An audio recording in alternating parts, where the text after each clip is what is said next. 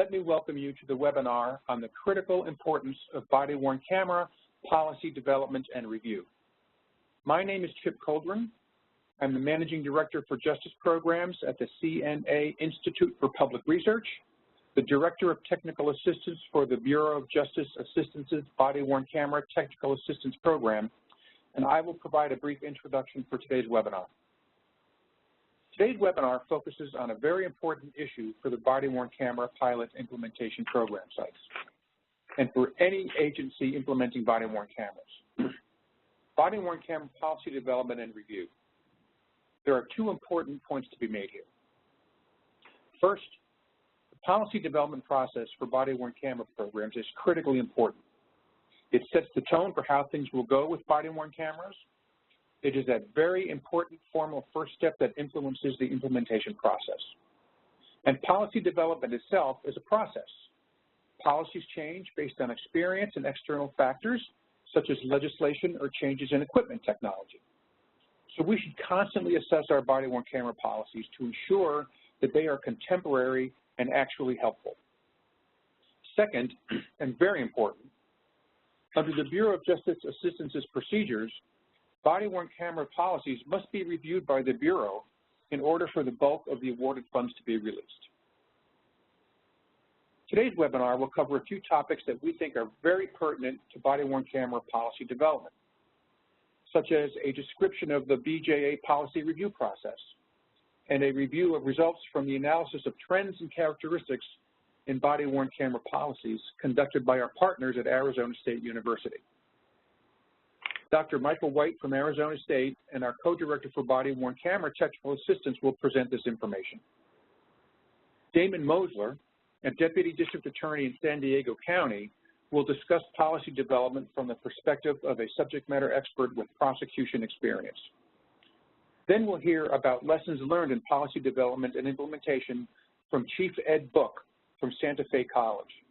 He is a veteran of the BJA policy review process. We thank these individuals for working with us to put this webinar together and for their participation today. This is another in a series of webinars sponsored by the Bureau of Justice Assistance and coordinated by CNA for the Body-Worn Camera Technical Assistance Program. We thank the Bureau of Justice Assistance for its investment in the Body-Worn Camera Grant Program, in the Body-Worn Camera Toolkit, and in a range of technical assistance resources and opportunities for agencies implementing body-worn cameras. The Bureau supports state, county, local, and tribal law enforcement agencies in many, many ways, and we are grateful that they do. Permit me just a few other comments. This webinar is recorded for the benefit of others who may view it later on our website. There will be opportunities for questions and participation during the webinar, so please make your thoughts and questions known. I can assure you that others will appreciate hearing what you have to say. If you don't get a chance to voice your comments or questions, please use the chat utility to the right of your screen, and we'll do our best to respond to your input. Following the webinar, you will receive a request to evaluate it. Please complete the evaluation, and please give us your honest thoughts and recommendations. And please also let us know what other topics you think we should cover on future webinars. Now, let me also thank Dominique Burton at CNA, who does the background work to make sure these webinars go smoothly. Thanks, Chip. Yep. Good morning, everyone. My name is John Markovic, and I'm the Program Manager for BJA's Body-Worn Camera Policy and Implementation Program, BWC PIP for short. So what I want to do today is just provide a brief overview of the program and its underlying rationale. In early 2015, BJA, along with the law enforcement community at large, realized body-worn cameras were quickly becoming popular and that they could become part of an effective law enforcement strategy aimed at improving public safety, enhancing evidentiary value through digital footage, and improving the trust between police and the citizens they serve. But we knew as well that none of these outcomes is automatic or should be taken for granted. It was clear that they can be achieved provided the body-worn camera program was implemented correctly and carefully. And as Chip alluded to, policy is critical to that process. So responding to those needs, in May of 2015, we began working on a solicitation for the body-worn camera policy and implementation program. We purposely included funding to support training and technical assistance because of the importance of policy development and other technical assistance, and that was awarded competitively to CNA.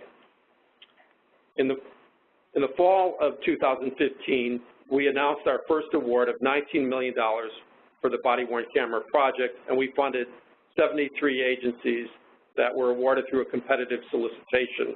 In 2016, we expanded that by adding another 106 sites and $17 million in funding, and then again, recently in 2017, in October, we added 83 sites for approximately $15 million in funding.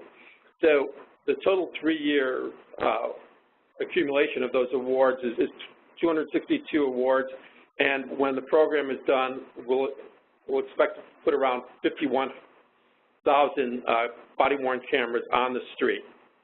We also expect to be announcing our new fiscal year 2018 solicitation in the coming months. So there will be resources at the end of the webinar. You should check those and be aware that that's coming up. Now, what you'll learn today is that BJA does not promote a model policy. We don't prescribe specific policy directions either, because we recognize there are important differences at the local level and that local stakeholders may have different expectations and needs based on the real-time situation in their community. The reality is that policy will be driven by organizational imperatives and local context. We know that in some instances, policies may be developed in the context of competing demands. For instance, in some places, not all, there's a tension between the unions on the one side and the community policing and advocacy groups on the other side, who have different expectations about what the body-worn camera policy should be and how body-worn camera programs should be implemented. While we aren't prescriptive, we do take great pains to stress that the body-worn camera policy development be comprehensive, deliberative, and inclusive of key stakeholders, using wide outreach. So you'll learn a lot about that today. So to date, we funded a wide range of law enforcement agencies in terms of size and type. Chip mentioned state, local, and tribal law enforcement, but we've also funded universities, school-based, special jurisdictional police agencies such as transportation, and we've funded several correctional agencies as of late. Again, while BJA is not prospective, we recognize that the terrain is changing. For instance, a growing number of states are now enacting legislation governing the use of body-worn cameras. Some states are mandating their use. Some states are prescribing the circumstances and places where body-worn cameras can and cannot be used. And some are weighing in on how long the footage needs to be maintained, which has cost considerations. So while we're not being prescriptive, we're recognizing the terrain is changing, and increasingly agencies are having to grapple with state laws and make sure that their policies meet those expectations, as well as meet the expectations of our program. So we're very appreciative of the work that CNA and their team do in guiding the grantees through that process. So as Chip alluded to, what you're going to learn today is how our policy development technical assistance process works, what are the latest trends and patterns that have emerged from looking at over 120 body-worn camera policies that have gone through the process of approval here, and we'll learn from one of our exemplary sites about the importance of that policy development process. With that, I'll turn it over to our first presenter. Hey, thanks, John. This is Mike White from Arizona State University, and what I want to do over the next 15 or 20 minutes is just lay a little bit of groundwork for my fellow presenters, Damon and Chief Book. I want to talk about just first generally what we know about the importance of administrative policy for policing, and then use that as a kind of a springboard to get into the importance of body-worn camera policy. And as both Chip and John have suggested, I want to talk about the policy review process we have as part of the PIP program, as well as some findings from a policy analysis that we just completed. So jumping right in and thinking about the importance of administrative policy for policing, you know, we academics, we like to use a lot of F words when we talk, but one F word that we avoid is the word fact. And you'll often hear us talk about associations and relationships between variables, but it's pretty rare that we feel like we've got enough strong evidence to say that something is a fact. And this is one of those areas, those rare areas where that is the case, however. We have 4 going on 5 decades of academic research now that consistently show the importance of administrative policy as an effective way to guide and control police officer discretion. And what's all the more impressive is that that body of research has shown this importance of policy across a wide range of police street behaviors. So there's research that shows the importance of policy for guiding decision-making with use of force, both deadly force and less lethal, decision-making with automobile pursuits, foot pursuits, canine deployments, domestic violence responses. So it's a wide range of behaviors where we see this importance of administrative policy. Now, all of that said, we also know from the research that there are a couple of critically important preconditions that have to be met if we expect policy to do what we want it to do. And those preconditions you see at the bottom of this slide. The first is that the policy has to be absolutely crystal clear. That is, if I'm a police officer and my sergeant is handing me a new policy on X, I have to be able to look at it and have a complete understanding of what is expected of me and what is not expected of me. The second, and this is a related point, is that the policy has to be known. It has to be made widely available, obviously, and there has to be training on the policy. And particularly in the area of body-worn cameras, we think it's a mistake to just hand out a policy at a roll call and for the sergeant to say, let me know if you have any questions. There needs to be training, and in many cases, scenario-based training that really takes officers on a deep dive into some of the key issues in the policy. And the third precondition, and this may be the most important, is that the policy has to be enforced. The department has to pay attention to whether officers are following the policy, so you're monitoring compliance, and in body-worn cameras, that typically means you're looking at activation. And then you have to figure out what you're going to do if officers are not complying with policy, how you're going to respond to those policy violations. So this kind of serves as the backdrop for our discussion about body-worn camera policy, and all of this discussion about the importance of policy is not new. There are certainly many advocates of administrative policy. IACP, obviously, the American Bar Association, Civil Rights Division as part of their federal oversight with consent decrees, ACLU, PERF, all of those agencies are on board. But perhaps the best example of an agency adhering to the importance of administrative policy is CALEA and CALEA's accreditation process. And you can see the quote here, how they require, and if your agency has gone through this, you're intimately familiar with the process. Essentially, your agency is required to develop a comprehensive, well-thought-out, uniform set of written directives, policies. And this is one of the most successful methods for reaching administrative and operational goals. So policy, policy, policy. So let's transition a bit and then talk about why body-worn camera policy is important. And it's important for all of those reasons I just mentioned, but there are a few specific areas to body-worn cameras that make the policy all the more important. The first is the communication of goals. And, you can do this at the beginning of your policy, and you basically state, as a department, this is why we are doing this. And that's an important thing to communicate both to your officers who are going to be wearing these cameras, as well as to folks outside of the police department. Obviously, you're going to convey your expectations in the policy to officers, what is expected of them. And through our policy development process, and you'll hear more on this in a minute, we see this as a real opportunity for collaboration and for transparency. That is, as you're developing your policy, bring in all the relevant units in your department as well as the relevant external stakeholders and involve them in the process. Obviously, the body-worn camera policy is going to guide officer decision-making. And then last, it will provide that foundation for accountability.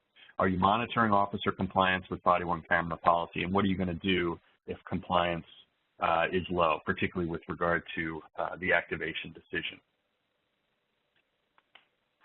And there's a fair amount of research now that is demonstrating that body-worn cameras can deliver on some pretty important outcomes: enhanced legitimacy, reductions in complaints and use of force, evidentiary value.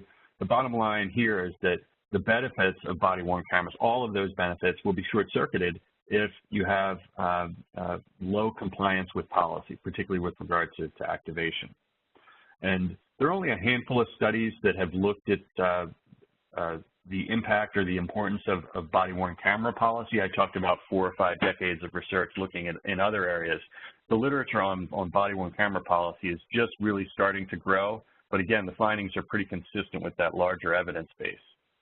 For example, the Phoenix Police Department was an early adopter of body-worn cameras back in 2012, 2013.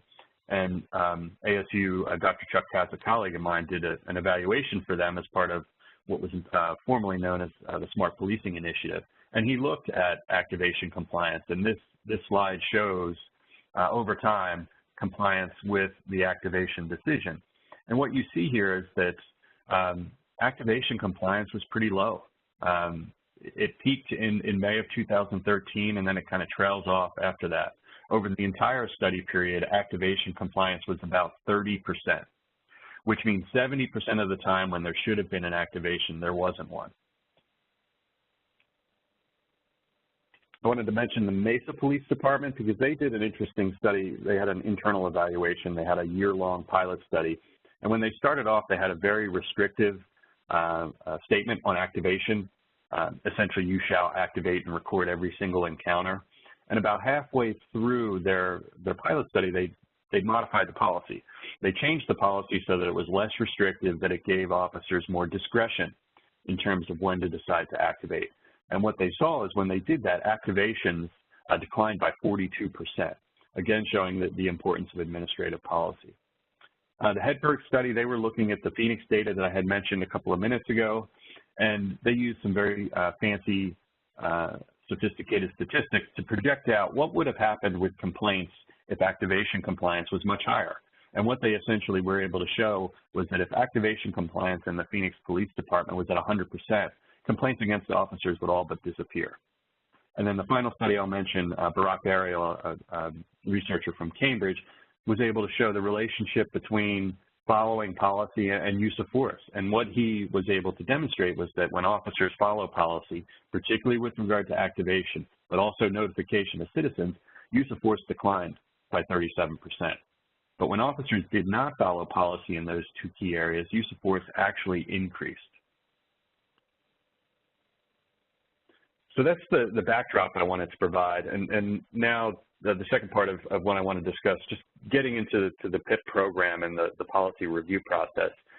John talked about the numbers in terms of the first 3 years of funding. You see them here again, and obviously we're the TTA team, and we provide a wide range of services. But as Chip suggested earlier, one of the key things we do with agencies that have been funded early on is this administrative policy review process.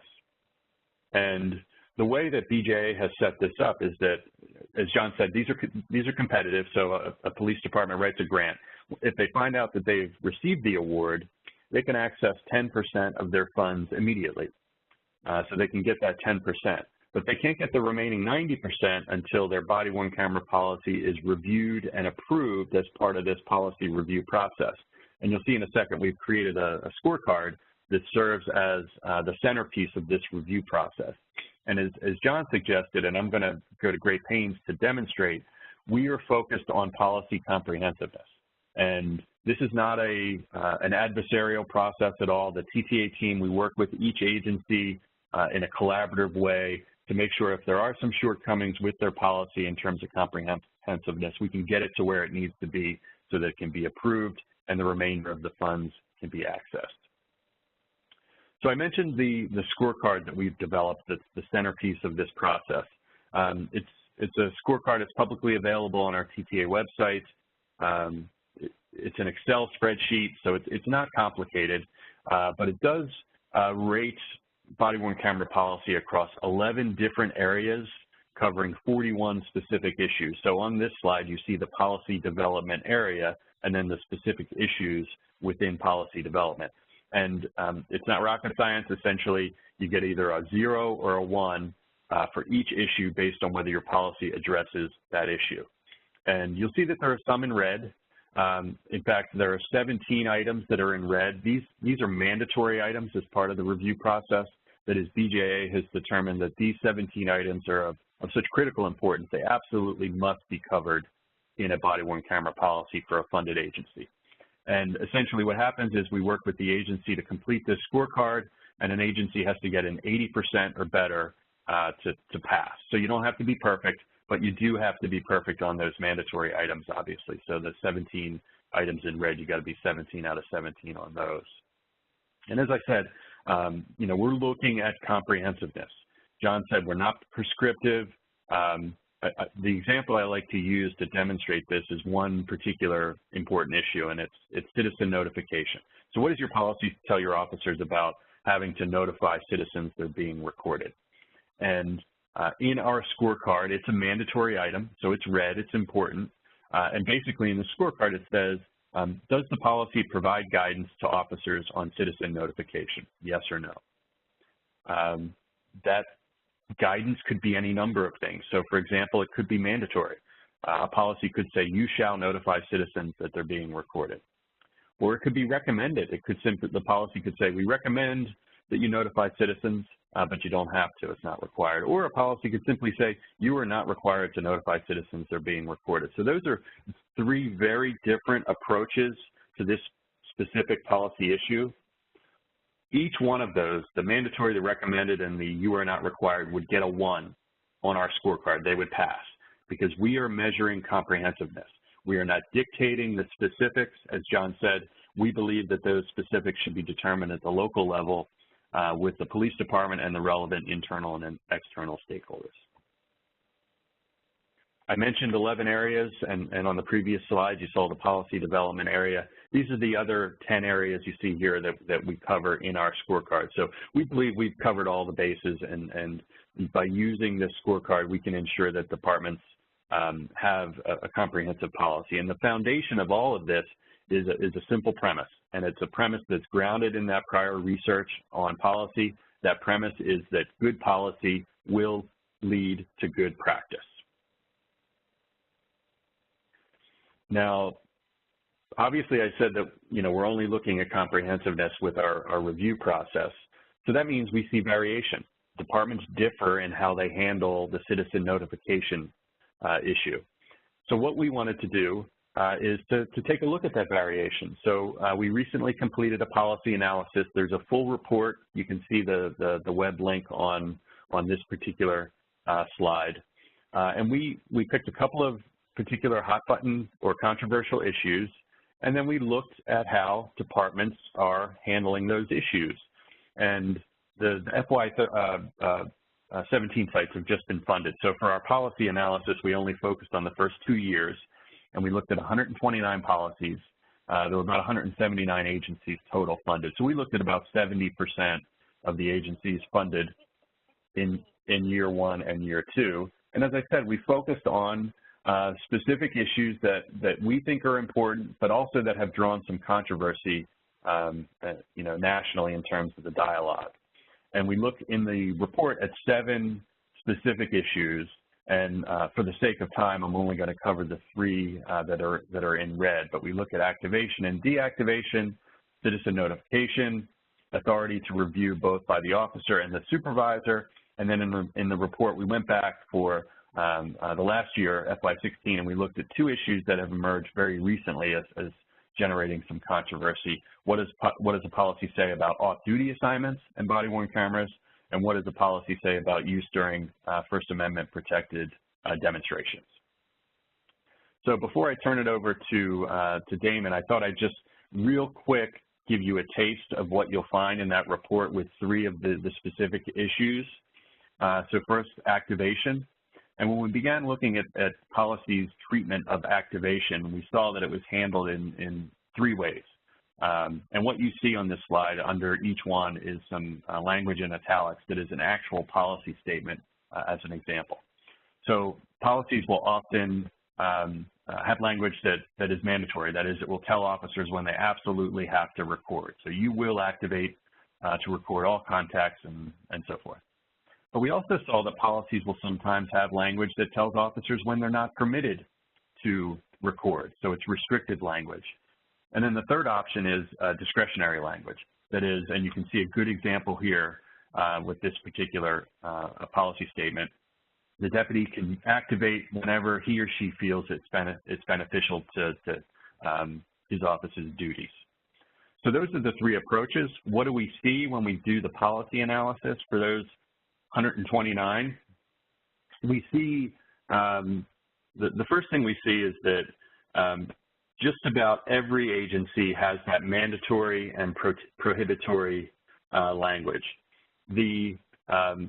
What that means is no department that we looked at essentially gives their cameras to officers and says, you figure it out. Everybody provides parameters for use of the camera. The second thing we see, though, is that the discretionary piece is important.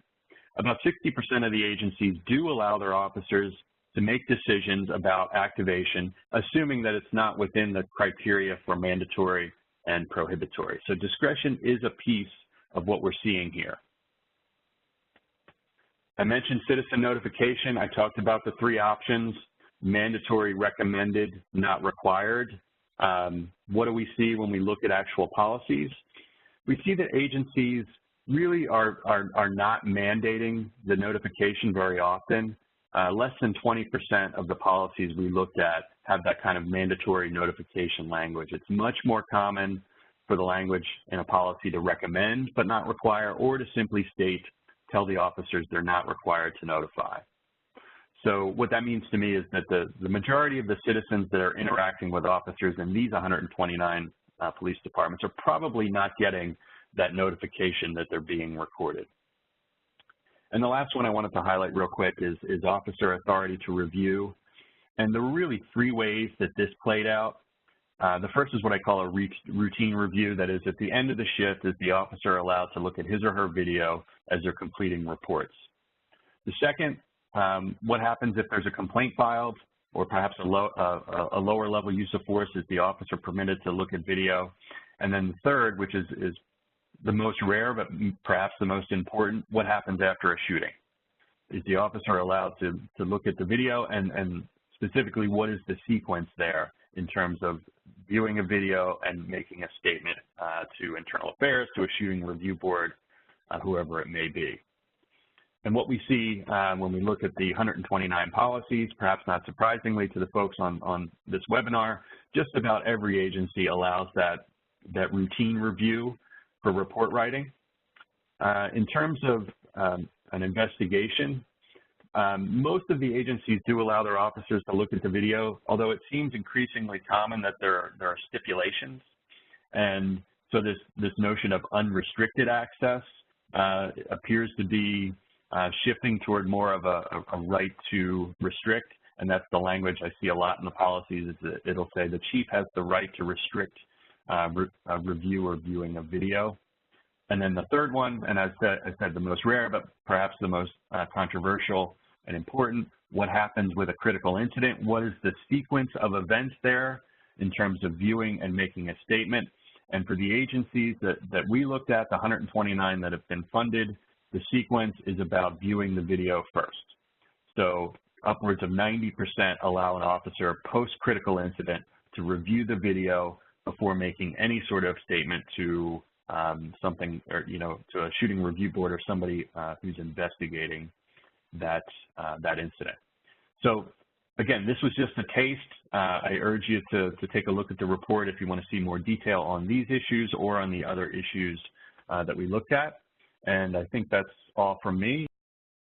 Book with Santa Fe College, and you've heard a lot about this thing that we call policy development and the manner in which we kind of move forward from policy to implementation. And I'm just going to take a very few amount of minutes with some kind of tips that deal with that particular aspect of implementation. I'm going to move to lessons from the field. So there is not a single magazine, a single trend in law enforcement where you can't be reading about body-worn cameras and implementation. There is many advantages and disadvantages, but the reality of our dynamic in law enforcement today is it's inevitable that we're going to move to this technology. When we were speaking with our technical consultants and assistants and we were applying for the grant, we kind of likened it to 30 years ago for those who have been in law enforcement long enough to realize we moved from different weapon systems. We moved from a revolver to an automatic, and there were things that made our job perhaps a little more intuitive, but at the same time they made it more difficult. So what's happening with law enforcement today? The speed of technology is impacting us, the rapidly evolving challenges for our law enforcement agencies and the manner in which we interact with our communities, and kind of the changing competitive landscape for even our body-worn camera vendors. And that's changed quite a bit in the last 24 hours. The vendors themselves who are trying to put their equipment in our hands has made it a little bit more difficult for us to navigate the body-worn camera strategy. What I would suggest to agencies that are considering a program, or perhaps you started years ago in its infancy and now you have to retool your program, and I'm going to give you some kind of top tips as we move along, is kind of that first top tip is determine what your pros and your cons are. Why are you moving to a body-worn camera program? We are all going to have different things that are our top reasons. There are communities that we have that have been, cited for their inability to deal properly with their community, or they've simply been taken to task for that purpose. Well, so their particular pro is going to be transparency and community trust on this list. I'm in a higher education institution. Our agency is smaller. We did not have that problem. So our big pro was the ability to be accountable and to basically have better report accuracy. These are not the pros that some of our bigger agencies need, but they certainly were helpful for us. So they kind of guided our decisions in what we wanted to focus in on our policy.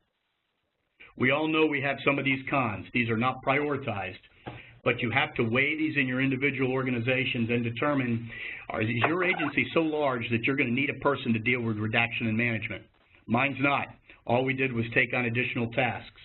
We all know that cost is an issue, and I would suspect that most of the participants in this webinar are realizing that if they do not get the grant, there may be difficulty in funding, and they may have to go to their municipal government or their county government to ask for additional funds, because body-worn camera programs are not cheap.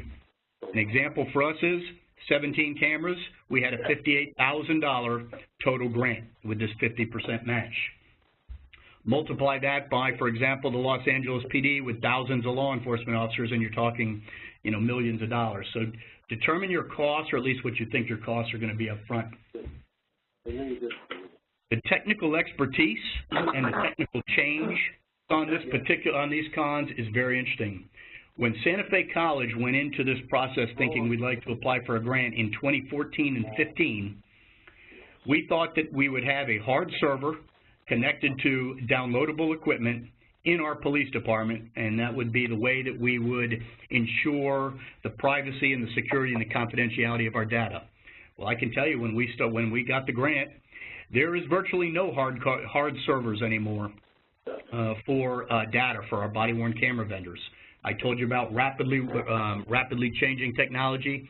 Almost all vendors are doing proprietary systems in the cloud for data storage.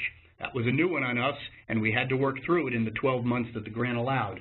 So be thinking about that, and don't get stressed, for example, if you're going through a grant 12-month and you realize the technological landscape has changed, because I think in about 3 to 4 years, we're going to be looking at even a different body-worn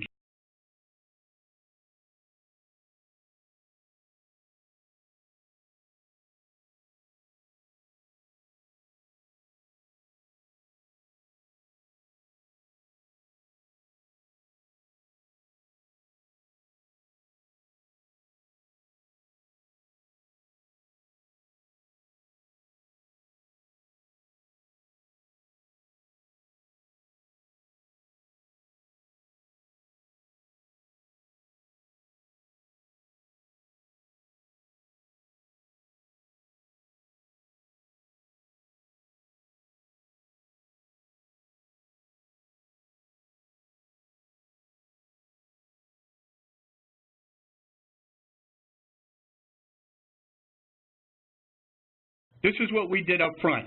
This is what I consider a tip for agencies or consider implementing. Don't wait for the grant cycle, apply, and then start your process. Start your process long before a grant cycle. Tell your stakeholders and partners that, for example, you may not get funded, and if you don't, you may not have a program, but certainly in the future, your goal is to implement a body-worn camera program. These icons, these logos that you see, these were our key stakeholders that we engaged in a meeting before the grant started, before we did policy development, to say, we're looking to getting a program. What do we need to know? And it starts up in the top left if you're looking with your state attorney and your public defender, the prosecutor, the defense attorney. That is a critical partner for the body-worn camera grant process. You want them on board. And if you can have these partners write letters on your behalf, then have those letters of support. So I would say a top tip here is assemble your stakeholders before the grant process, begin that process. It hurts you not one bit if you don't end up getting the program or getting the funding and you don't have another funding stream. You can tell them you tried and you're going to go back to the table next year. We had all our area law enforcement partners. We had community organizations, which are listed on here. A couple of them you would recognize, a couple are local. And then you have your big partner stakeholders that provide us grant and policy assistance. That's the IACP. That's IACLEA. You know, that's the Department of Justice and this thing we call the National Center for Campus Public Safety.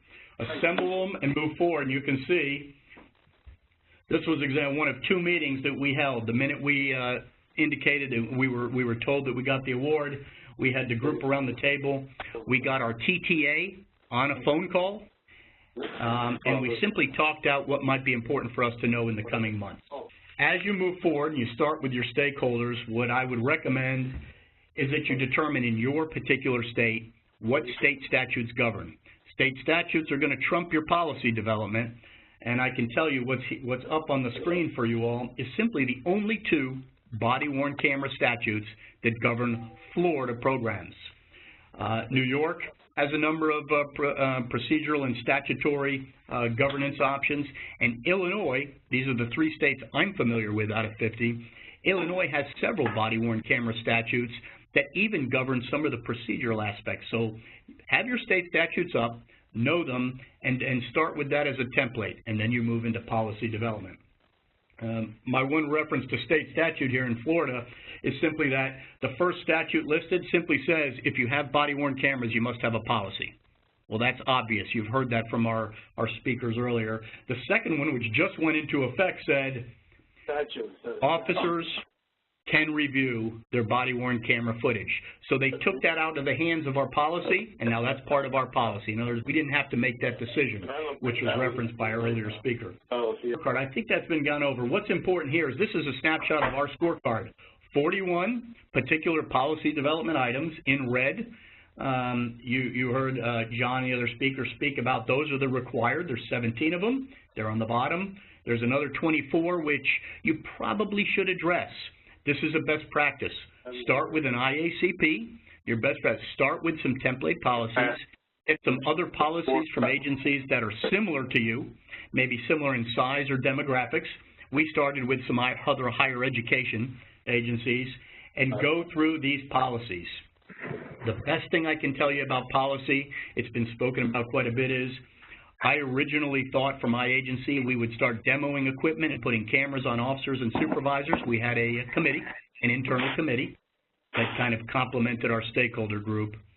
And we were going to try out the cameras and then develop our policy. That's a mistake.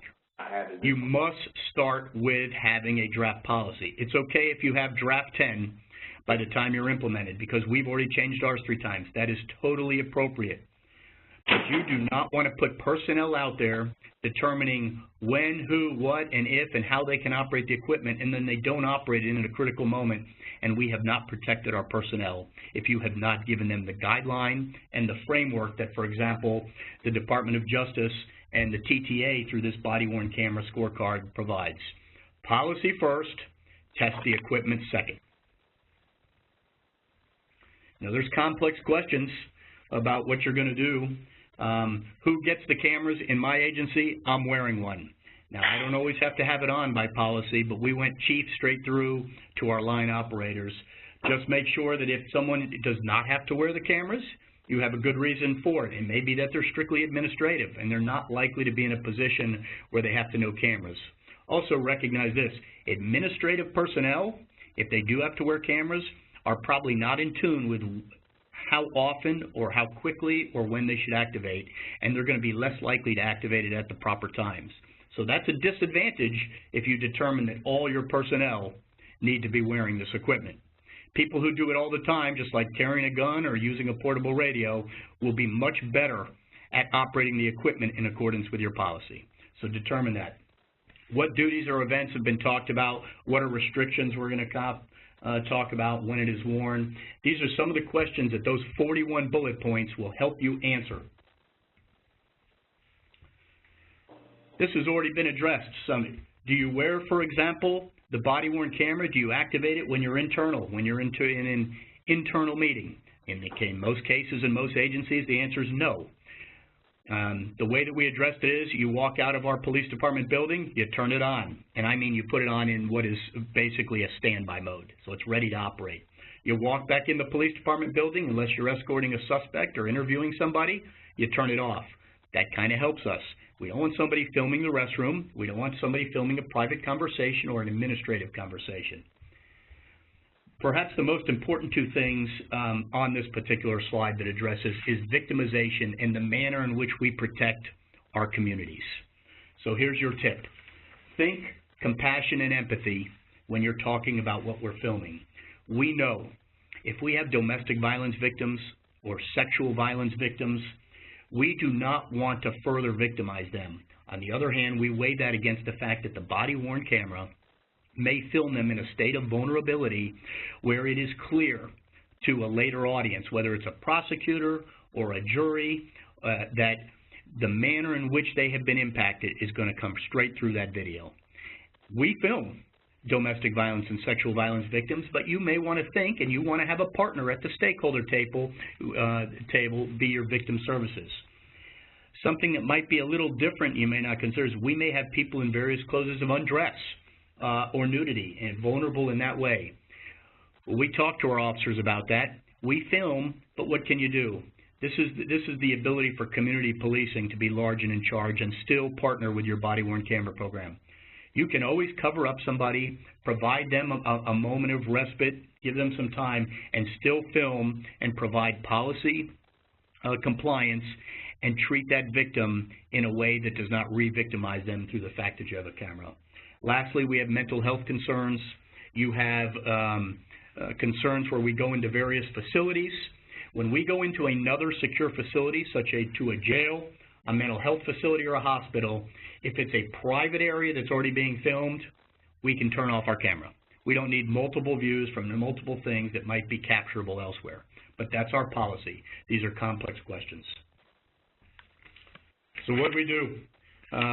When we were going through our equipment demo and policy, we started with a draft policy that the technical consultants helped us walk through. We provided that draft policy individually to all our personnel. Obviously, we went through the supervisory group first, and then we allowed them to choose cameras. We went to conferences, we went to vendor demos, and we chose 3 vendors to come to us and provide a pretty extensive demonstration of their capabilities. And what we found was this, and this is a top tip, I think. Most of your vendors have similarities in battery size, in wearability, in the ability, for example, to attach to your uniform, in the clarity and resolution of their cameras. We did not find great differences between many vendors. The vendors will claim that there are many differences, but at the moment, technology is advancing so fast and everybody's attempting to keep up with each other, there are not great differences. What was important for us, our most important function when we developed what we were going to demo was intuitiveness and ease of use for our operators. That was our #1 concern. I don't know what your #1 concerns are going to be, but the right camera for our agency was the easiest one that captured everything else that we wanted to do, and we ended up worrying much less about battery life and charging and those type of things. And ease of use meant, as we were doing pilot testing, we wanted to see how we would download data without creating issues. for our personnel. In our case, we're using a docking station. They come in, they dock the camera, it downloads automatically. Ease, intuitiveness is the tip I thought was very important for demoing and piloting. How do we communicate? I already told you we put together our stakeholder group. We updated them. We had several strategic meetings during our process with media. When we got the grant, we threw it out in marketing and media internally. When we started demoing the group and demoing pilots, we had a couple officers who were very comfortable explaining. We notified the media. When we fully implemented, and this is a tip I would ask agencies who are considering to think about their personnel, we did not notify media. When we fully implemented in those few weeks when we were going through the policy, we chose to do a soft rollout so that our officers would not feel like they were under the scrutiny of media, marketing, or the college community. We rolled it out to the media. We're fully implemented. We picked a couple of really sharp operators and had them speak and film in the program. So think strategically how you're going to communicate and disseminate. I would recommend not making a big splash the day you implement. Before and when you're really comfortable and your personnel are really comfortable is the time. That'll also reduce public records requests merely out of curiosity. So, big picture questions. Those are actually our docking stations and what they look like for a vendor. I'm not selling any particular vendor here. That's just a photograph of ours. But whether there are still a few vendors who are using servers, you're going to find those few or far between. You want the software from your program management to be very intuitive, and you want it to integrate with your computer, and you want your supervisors at a minimum, to be able to go in and view the videos of other personnel as part of your policy and as part of good practice in law enforcement and good supervision. We pay a storage fee. We pay an annual fee. I have found that something we did not expect. You are going to have recurring costs. So the tip is prepare in your budget for recurring costs, especially on the storage side. And if you can extend your grant, and by this I mean get a project price for your grant, make sure that your grant monies that you get in 1 year allow you to have a project that's perhaps funded for 3, 4, or 5 years. We did that. Our project funding is 1 year, and yet our storage we have paid out for 4 years as part of a full project cost, because I can't go back to my boss and tell them, hey, I need another X amount of thousand every year for something that is not necessary. So attempt to make your project costs include storage for the next few years, if possible. As kind of I wrap up my part, I'll just tell you that how different agencies evaluate and assess is going to be different. We do not have in my agency a lot of use of force data. We have very little use of force data, so that is a very poor marker, a very poor metric for my agency to figure out if the cameras are making a positive, negative, or neutral difference, a positive or negative difference, or just neutral. We just don't have it. We can use, for example, what are we using in our agency? Student surveys about opinion, interpretation, transparency, and trust, before and after, and those are going to give us good data. We don't have a lot of complaints. If you have an agency that has a real strong relationship with your community, you may be able to use complaints, referrals, and compliments as an evaluation tool, because part of your grant process is to figure out how are you going to measure success of the program. So think about how you will do that and what your agency, going back to those pros and cons, kind of want to get out of the program 1 year down the road. We've had, by the way, very few public records requests. One was an internal request simply because some staff members were doing something wrong, and another one is for our, a criminal case. But we have had very few records requests. The bigger the agency, my guess is the more requests you will get. This is just to kind of help you with your timeline. Every agency is a little bit different, but I have told you the top tip here is start before the grant process. Have things in place that allow you to think about the long haul, and that will provide you probably a stronger application, but it also prepare the community for what may be coming down the road, or the fact that you may have to tell them, we're not funded, we are still committed, and the technology is coming. It's kind of my thought.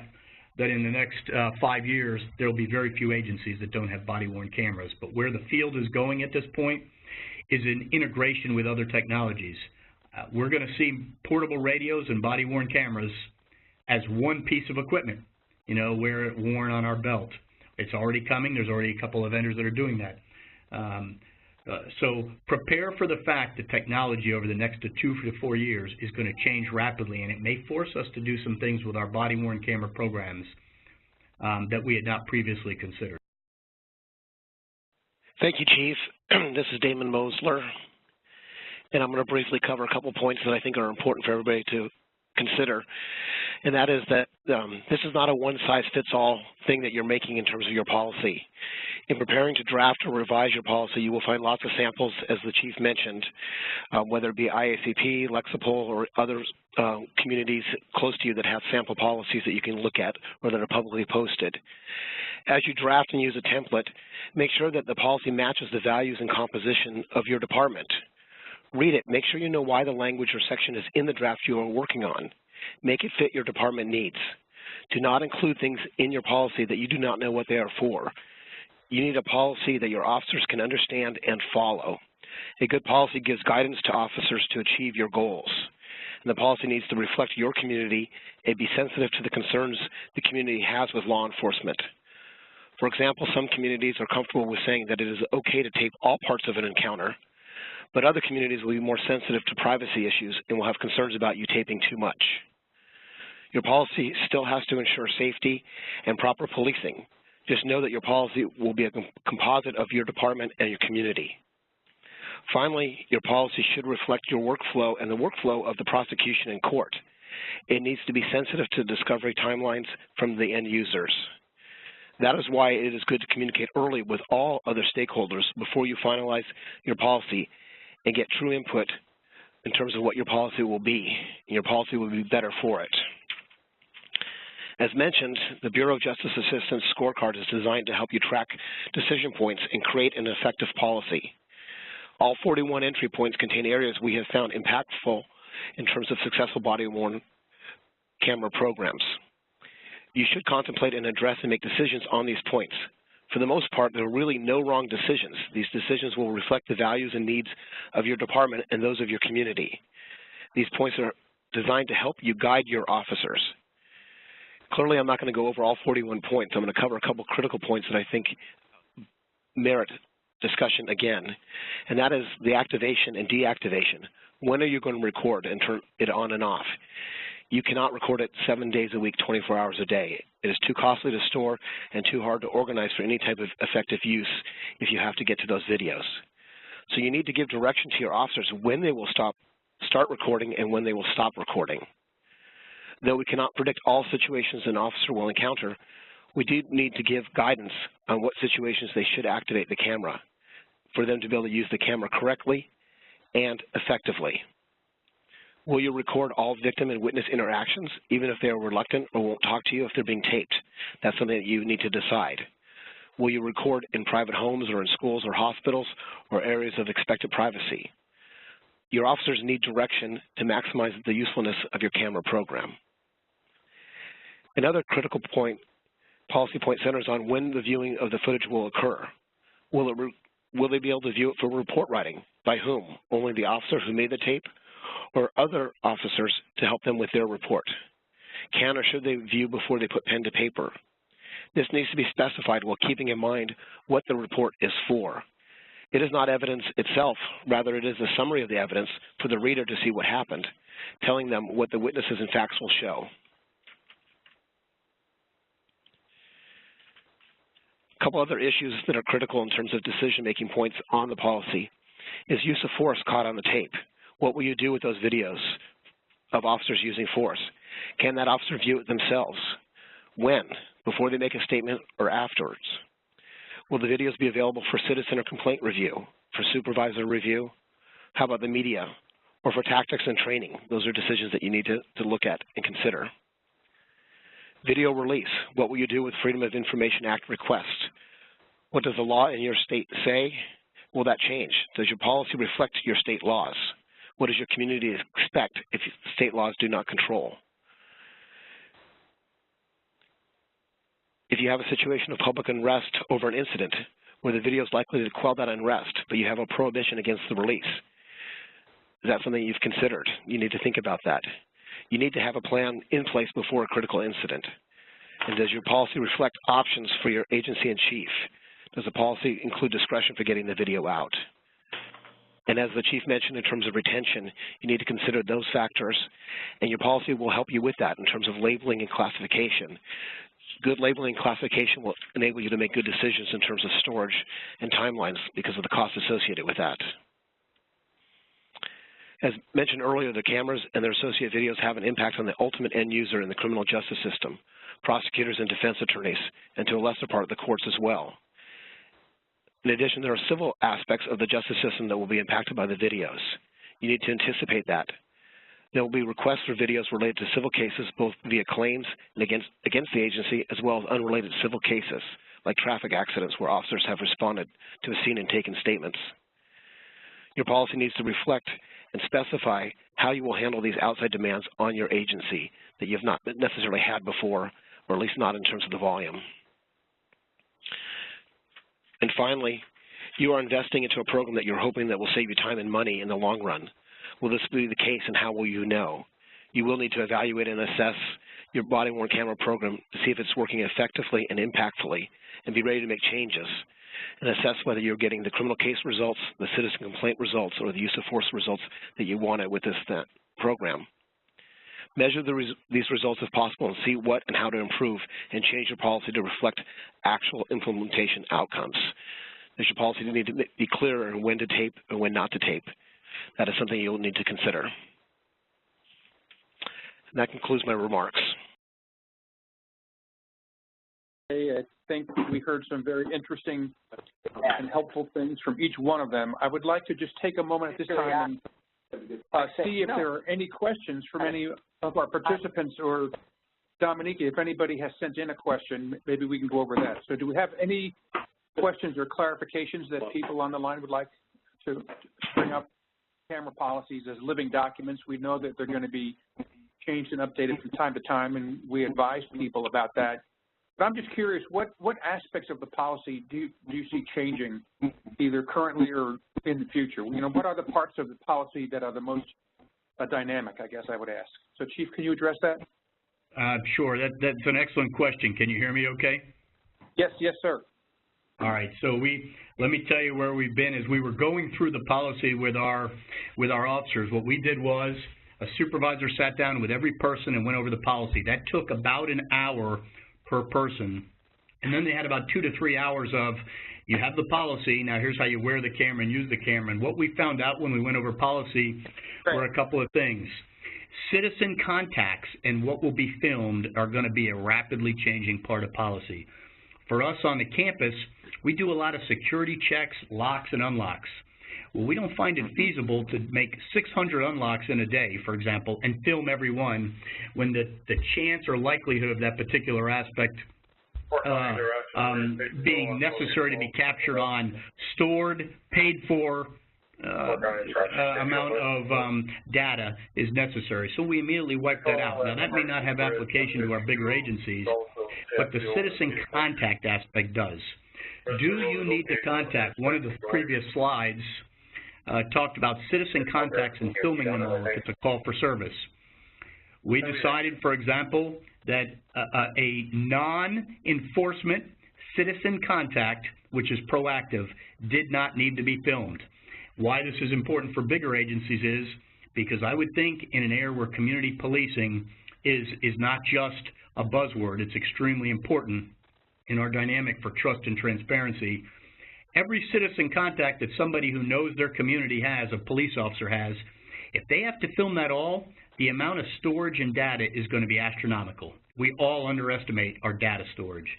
So they may determine that unless a proactive contact that involves enforcement or specifically you're dispatched, I think that field of what citizen contacts, non-enforcement, are recorded is probably a really rapidly changing area, and one that policy is going to constantly review. Those are two off the top of my head. First of all, thank the people at CNA for putting the webinar together, and thank Dr. White, Damon, and Chief Book for giving us some really great information. I think everything fit together very well. It was a real comprehensive overview of our program, but also gave some very practical, particularly I think in Santa Fe College, you know, what it takes to really implement the program. I think in my beginning notes I had I wanted to mention that Santa Fe is an exemplary agency. I think I improvised and didn't say that, but clearly, Chief, you're hitting things on all cylinders and really considering everything and doing a very deliberate, comprehensive approach, not just to policy development, but to implementing your program. So congratulations on that, and thanks for the example. One of the things I want to emphasize is, you know, the state laws are changing. We talked about that. There are a couple resources that I ran across recently. The Urban Institute has a police BWC legislation tracker. We may have this listed in our resources, but if not, that's one of them. And the National Conference of State Legislators also has their BWC law database, which if you're considering doing policy, you should check that. It talks about the body-worn camera, provides information about body-worn camera legislation and also other related legislation that may affect body-worn cameras, like records law and whether a state has one-party, two-party consent and so forth for recording, for video recording, which might apply to body-worn cameras, or for audio recording that might apply to body-worn cameras. So there's a lot happening. I know it's difficult to keep up on, but it's important, as Chip suggested in his question, you know, the policy itself should be a living document. We are not prescriptive, but we certainly encourage you to look at other agencies, to work with them, look at the model policies that are out there, and as Damon stressed, you know, you need to individualize that. You just can't copy and paste. You need to make sure it applies to your agency and adapt as necessary. So with that, I'll close and thank everybody again for participating in another successful webinar.